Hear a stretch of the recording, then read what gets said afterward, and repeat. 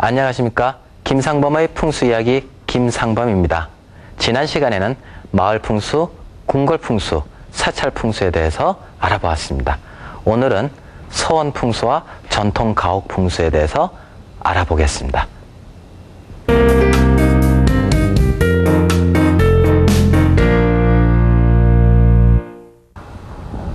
서원풍수는 언제 만들어지게 됐느냐 하면 연산군, 조선 때 10대 연산군입니다. 연산군이 폐비 윤씨 사건으로 인해서 성균관에서 놀기도 하고 그 다음에 폭정을 하면서 중신하들을 부관 참시도 하고 극형에 참하기도 하면서 향교가 무너지기 시작을 합니다. 향교가 무너지면서 성균관에서도 도대체가 이건 정치해서는 안 되겠다. 이런 상황에서는 오히려 우리 성리학을 위해서 서원으로 가서 다시 공부를 해야 되겠다 해서 만들어지기 시작한 조선 중기 때서부터 만들어졌는데, 여기에서 강당 중심 서원이 있고 사당 중심 서원이 있습니다. 일단 기본형을 보면 강당이 있고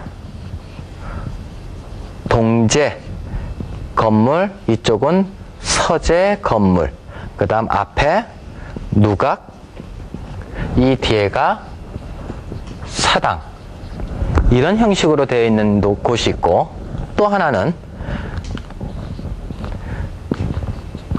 사당, 이쪽이 동제, 이쪽이 서제, 앞이 강당, 누각이 되어 있는 경우가 있습니다. 자, 여기서 강당은 공부하는 곳이고 사당은 그 서원에서 배양하고 있는 인물을 제사 지내는 공간입니다. 그리고 동제는 선배 학생들이 기거하는 곳이고 서제는 후배 학생들이 기거하는 곳입니다. 자, 여기에서 동제와 서제 위치랑 강당, 동제와 서제 위치랑 사당 이 어떻게 만들어져 있느냐, 구성되어 있느냐에 따라서 혈자리, 명당 자리가 어디 있는지를 우리는 알게 됩니다. 여기서 이렇게 그었을 때 동제와 서제 바로 끼고 있는 강당이 위치하고 있다면 여기가 혈자리가 되는 것이고, 이쪽에서 동제와 서제와 사당이 만들어져 있으면 사당이 혈자리가 됩니다. 그래서 여기를 강당 중심 서원, 그 다음 여기는 사당 중심 서원이라고 합니다. 우리에게 많이 알려진 소수서원이나 그 다음에 도산서원 같은 경우에는 이거 형식을 벗어난 특이한 양식이므로 그 두 개 서원은 좀 빼도록 하고, 대부분 서원들을 보면 이런 형식을 갖고 있게 됩니다. 자,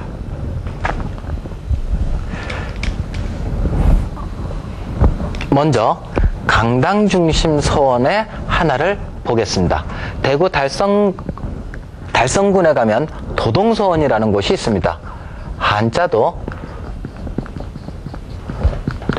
도가 동쪽으로 왔다 하는 서원입니다.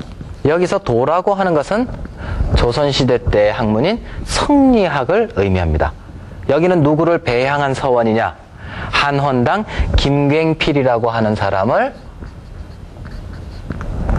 배양한 서원인데, 연산군 시절에 극형에 참해져서 갑자사와 무오사화 때 극형에 처해지는 사람을 배양한 서원인데, 이 김굉필이가 얼마나 수준이 높았느냐, 이름 자체에서 바로 나타나죠.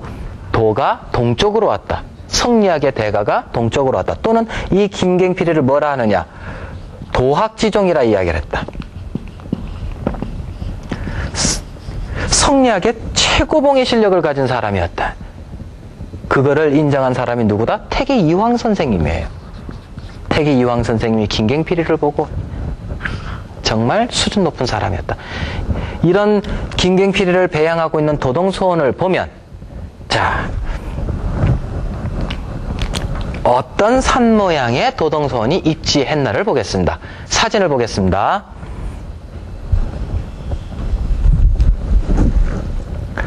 사진을 보면 이 도동서원입니다.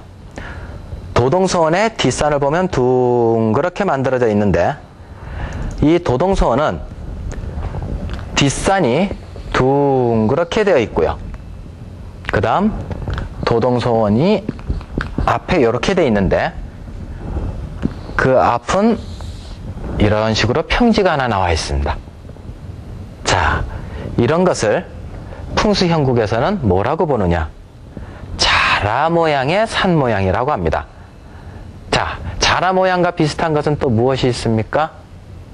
거북이가 있죠. 자라 모양과 거북이 모양에 따라서 혈자리, 명당자리가 바뀌게 됩니다. 그러면 자라는 가장 강하게 좋은 땅기운이 모여있는 곳은 어디냐면은 생각해 보십시오. 어디일까요? 자라목 위에 올라간 도동서원입니다. 그럼 이걸 거북이로 해석을 할 수도 있지 않느냐? 똑같이 생겼으니까. 거북이는 어깨에 강한 힘을 갖고 있고요. 앞발이라서. 안 그러면은 알을 많이 낳는다고 해서 자궁 쪽에 혈을 또 명당혈들이 있게 됩니다. 근데 이 상황에서 목 위에 올라간 게 확연함으로 도동서원은 자라형국, 오항혈이라고 하는 것입니다. 자, 그럼 자라와 거북이의 주 특징은 뭐냐? 뒷산이 둥그런 거는 똑같습니다. 근데 머리에서 차이가 납니다. 머리가, 거북이는 이 머리가 둥그렇게 좀 솟아 있고요. 이 부분이 블록해야 된다는 소리입니다. 그 다음 자라형국은 대가리가 없죠. 머리가 없죠. 그래서 쭈삣하게 그냥 평지처럼 쭉 앞으로만 튀어나와 있습니다. 이게 거북이요, 이게 자라란 얘기입니다. 도동서원을 가서 보시면 이 앞부분이 논바닥으로서 평지를 이루고 있기에 이거는 자라형국이 되는 것입니다. 경정릉, 서울의 경정릉을 가봐도 뒷산은 똑같이 자라 등짝같이 생겼으며 앞에는 쭉 하고 뻗었어요. 그래서 경정릉도 여기에 왕릉이 들어가게 된 것입니다. 자, 다음 사진을 볼까요? 자, 도동서원의 강당입니다. 지금 어디 부분이냐? 이 부분을 찍은 거예요. 그러면 지금 어디를 제일 중심으로 봐야 되느냐? 여기가 지금 중정당이라고 하는 강당인데 이쪽 부분에 강당 앞에 밑에 부분을 한번 보시겠습니다. 자, 강당이고요. 요 밑에 요 주춧돌을 이제 도동서원에 가시면 유심히 살펴보십시오. 요 주춧돌을 한 번 더 가까이 가서 찍어보도록 하겠습니다.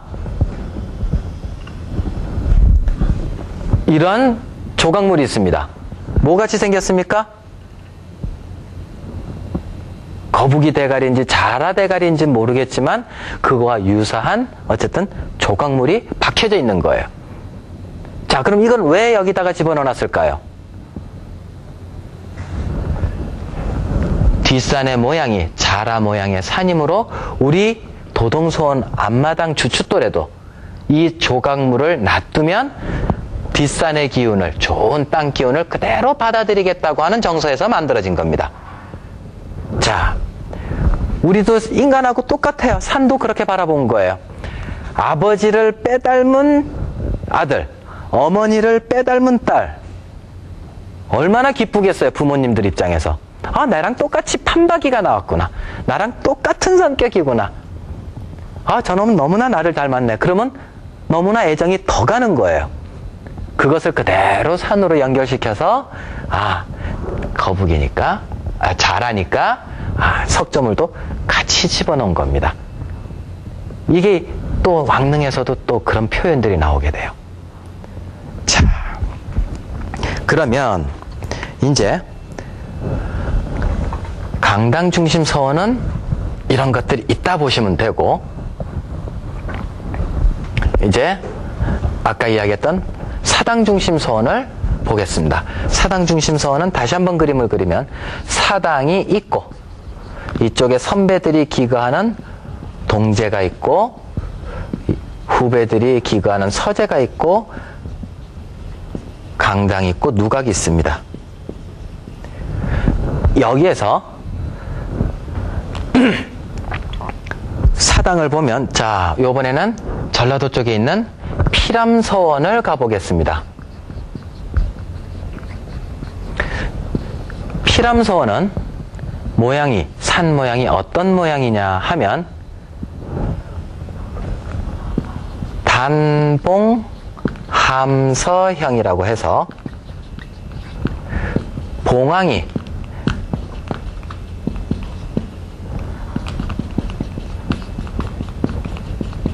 붉은 봉황이 편지를 물고 온다는 뜻입니다. 여기서 붉은 봉황이, 이거는 봉황의 목이 붉은 봉황을 이야기하기도 하고, 두 번째로는 임금님의 조서를 의미하기도 합니다. 임금님의 조서는 너 이제 조정에 올라와서 임금을 도와서 나라를 태평하게 해달라고 하는 좋은 소식을 이야기하는 거예요. 그런 조서를 입에 물고 오는 형국이라는 산에 있는 거예요. 자, 그러면 임금님의 조서를 입에 물고 오는 봉황입니다. 그러면 어디가 혈자리가 되겠습니까? 입이죠. 임금님 조서가 물려있는 입이 혈자리가 됩니다. 자, 피람서원을 사진으로 한번 보겠습니다. 자, 이 사진입니다.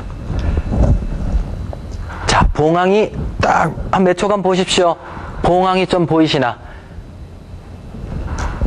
자, 이게 가운데 등짝이 되고요. 이쪽으로는 날개 하나, 그 다음 이쪽으로도 날개 하나, 기세가 있는 날개 사이에 이 부분이 봉황의 머리가 됩니다. 봉황의 머리 앞에 여기가 피람서원이, 봉황의 주둥아리 앞에, 입 앞에 피람서원이 들어가게 된 것입니다. 자, 그럼 이 부분을 다시 한번 좀 더 가까이 가서 보겠습니다. 이만큼이 봉황의 머리가 되는 것입니다. 봉황의 머리 앞에 입에 해당하는 부분에 피람서원이 들어갔던 것입니다. 자, 우리 서원들도 그냥 지어진 것이 아니다. 어떻게 하면 풍수랑 연결이 돼서 그 털을 장할까? 그리고 거기서 어떻게 하면 땅 기운을, 더 좋은 기운을 받아 먹을 수 있을까? 항상 생각을 하고 건축을 했던 것입니다. 자, 여러분들이 다니시는 관광 자체가, 명승지를 찾아다니는 것 자체가 바로 뭐다? 명당 터를 다니는 겁니다. 저와 강의를 들으시면서 제가 여러 군데 문화재들을 계속 소개를 해드릴 겁니다. 다니시면서 여기가 명당터구나, 여기가 명당터구나, 여기는 어디서 어떻게 바라봐야지, 그러면 이건 봉황을 볼 수가 있는 곳이구나, 이렇게 생각을 하시면서 하나하나 배우시는 것이 저절로 풍수 공부가 되는 것입니다. 꼭 무덤뿐만이 아니고 문화재를 보면서 우리가 손쉽게 돌아다니면서 명당터를 구경할 수 있는 것입니다.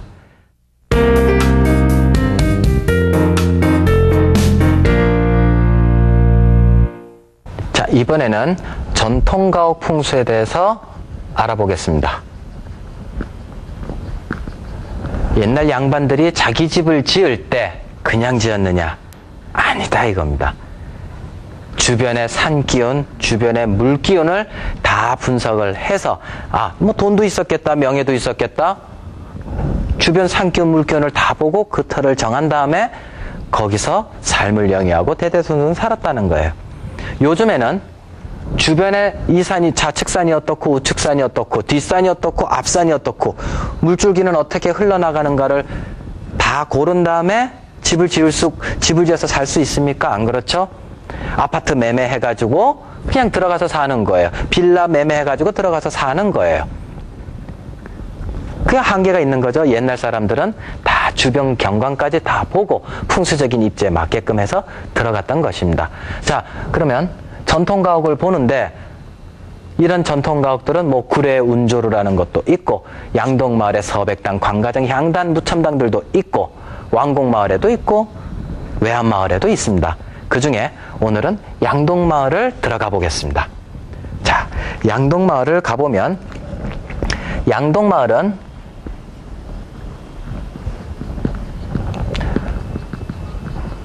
손중돈이라고 하는 사람과 회제 이언적이라고 하는 두 사람의 가문이 또 경쟁을 하면서 만들어진 양동마을입니다.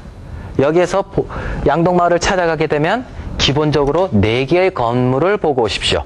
제가 오늘 잘 말씀드릴 테니까 거기에 4개의 건물을 가셔가지고 앞산이 어떻는가, 뒷산이 어떻는가를 보시면 될 거예요.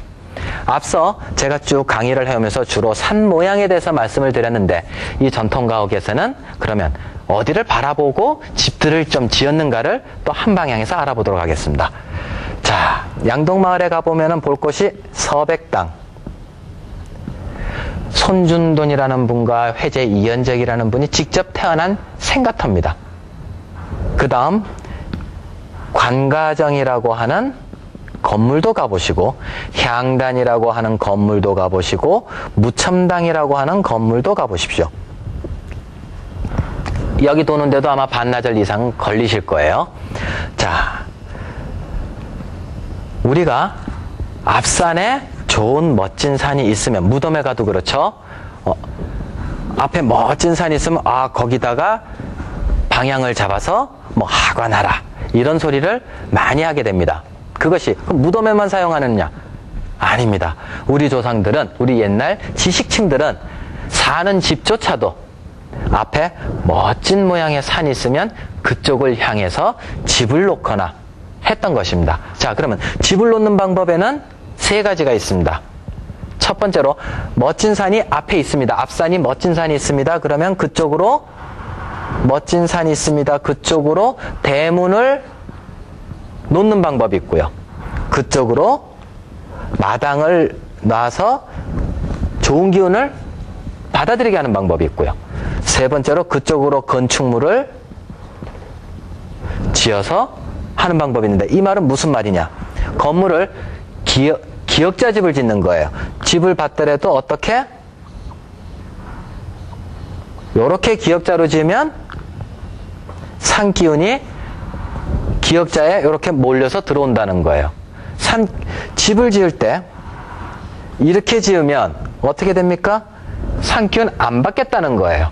이쪽에 산기운이 있을 때, 좋은 모양의 산기운이 있을 때 이렇게 집을 지으면 받겠다는 뜻이에요? 안 받겠다는 뜻이에요? 안 받겠다는 뜻입니다. 근데 이쪽에 좋은 산 모양이 있을 때 이렇게 짓는다는 소리는 좋은 산기운을 이렇게 품 안으로 받아들이겠다는 뜻으로 해석을 하시면 돼요. 그래서 집을 지을 때, 우리가 나중에 전원주택을 지을 때도 어떻게 하면 된다? 좋은 산 모양이 주변에 있으면, 단정한 산 모양이 하나 있으면 그쪽으로 대문을 내거나 그쪽으로 마당을 열거나 그쪽으로 건축물 구조를 이런 식으로 만들기도 하면 된다는 얘기입니다. 자, 서백당을 한번 보겠습니다. 서백당 사진은, 자, 이렇게 되어 있는 상황입니다.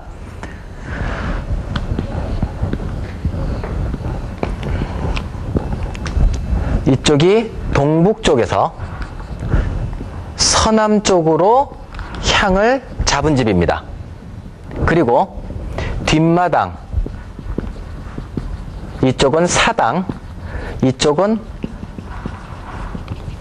앞마당, 그 다음 집 구조가 입구자 모양을 하고 있습니다. 제가 빗금 친 곳이 건축물입니다. 그리고 여기가 안마당. 자, 서백당인 경우에는 마당이 3개인 집입니다. 그리고 건축물이 동북 쪽에서 서남 쪽으로 향했는데, 좋은 모양의 단정한 산이 어디 있느냐? 여기에 지금 사진과 같은 성주봉이라고 하는 단정하게 생기고 멋지게 생긴 봉우리가 있습니다. 이것을 서백당이라는 건물은 앞마당으로서 성주봉 기운을 받아들이겠다고 했던 것입니다. 그러면 왜 대문은 이쪽으로 뚫어놨느냐? 이 대문을 이쪽으로 뚫은 이유는 나침판, 폐철이라고 하는 나침판으로 계산을 자축인묘 진사오미 신유수레라고 하는 천간 지지를 가지고 계산을 하는 나침판 폐철을 가지고 서남쪽을 향하게 하고 앞마당을 이쪽으로 놔서 성주봉을 받아들이게 했던 것입니다. 자, 그 다음 두 번째 향단을 보겠습니다. 향단은 여기에 대문이 있습니다. 이게 건축물이고 이쪽으로 대문이 나 있는데 정북쪽에서 정남쪽으로. 자, 여기서도 성주봉이 어디에 걸리느냐? 이쪽에 걸려 있으므로 성주봉을 대문으로 받아들이고 그 다음 폐철이라는 나침판을 계산해서 정남향을 했던 집입니다. 자, 그 다음 세 번째 광가정을 한번 보겠습니다. 무첨당이네요. 무첨당은 성주봉이 여기 있고요. 그 다음 이 산기운을 그대로 잘 받겠다고 건축물을 이렇게 지어서 앞에 마당으로 산기운을 제대로 받겠다. 이렇게 만들어진 건축물이 됩니다. 그 다음 네 번째 광가정을 보면은 광가정은 다음 사진을 보면 성주봉을 바라보고 있지는 않습니다. 대신에 앞에 둥그런 방간산을 대문으로서 바라보고 있다는 겁니다. 그래서 이 위에 대문 위쪽으로 멋진 산이 대문을 향해서 좋은 기운이 들어오너라. 이렇게 해석이 되는 것입니다. 자, 이제 또 다른 한 곳을 가보겠습니다. 건축공학도라면은 한 번씩은 다 가보는 전라도에 있는 소세원이라는 곳을 가보겠습니다. 소세원은 산 모양이 어떤 산 모양이냐? 사진으로 보면 봉소형입니다. 봉황이 둥지를 틀은 형국이다. 봉소형. 자, 이게 이제 소세원 뒷산인 봉황산입니다. 여기 지금 조그만하게 보이는 산 있죠? 조그마하게. 요게 송강정철이 지었다는 성산별곡의 별매입니다. 그 바로 옆에 있으니까 이쪽 소세원을 가시게 되면 바로 옆에 별매까지 가셔가지고 시경정 정자에서도 같이 즐거움을 만끽하시면 되는데, 소세원은 봉황이 둥지를 틀은 형국이다. 뭐 어떻게 확인할 수 있습니까? 소세원 들어가시면서 대나무를 보십시오. 대나무들이 많습니다. 오동나무를 보십시오. 오동나무가 많습니다. 봉황은 오동나무의 둥지를 틀고 대나무를 먹이로 해서 먹고 산다고 합니다. 그리고 거기 들어가면서 정자를 하나 보면, 다음 사진을 보면 대봉대라고 하는 정자가 있습니다. 자, 한자 뜻 그대로 봉황을 기다리고 있는 대다. 그래서 이런 것들을 봤었을 때 우리가 뒷산이 봉황이다라고 같이 검증이 되는 거예요. 그러면 공부를 할 때도 봉황이 둥지를 틀고 있다? 저런 게 봉황이구나. 하나하나 알아나가는 게 풍수인 것입니다. 근데 소세원을 가면 조금 특이한 게 하나 있습니다. 아마 소세원을 가셨으면 다들 의아해했던 것들이 하나 있습니다. 사진을 한번 보겠습니다. 제월당이라는 강당 쪽에서 왼쪽 편에 보이는 돌담입니다. 특이하게 계곡 위로 돌담을 지은 것입니다. 자, 이 개천이 흐르는데 개천 위로 다리를 놓아서 돌담을 그 위에까지 놓은 거예요. 딴 데선 보기 힘든 거죠. 그러면 이거는 뭘 의미하느냐? 단지 멋으로만 만들었던 건 아닙니다. 풍수에서는 황천살이라고 하는 게 있습니다. 좀 말이 무섭죠? 황천 간다는 살입니다.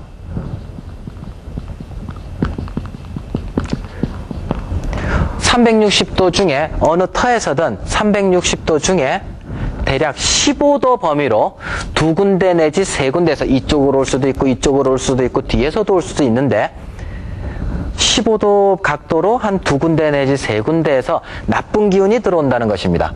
그럼 그 황천살이 나쁜 기운이 못 들어오게끔 막자. 제월당에서 계산을 해보니까는 개천 위에 윗부분이 황천살이 들어오므로 그 부분을 돌담으로 막아서 황천살을 못 들어오게 했던 풍수 인테리어였던 것입니다. 자, 풍수에서 살펴보면 여러 가지 문화재들이 많이 풀리게 됩니다. 자, 그러면 오늘은 서원 풍수와 전통 가옥 풍수를 알아보았습니다. 다음 시간에는 왕릉 풍수에 대해서 알아보도록 하겠습니다. 오늘 강의 이것으로 마치겠습니다. 감사합니다.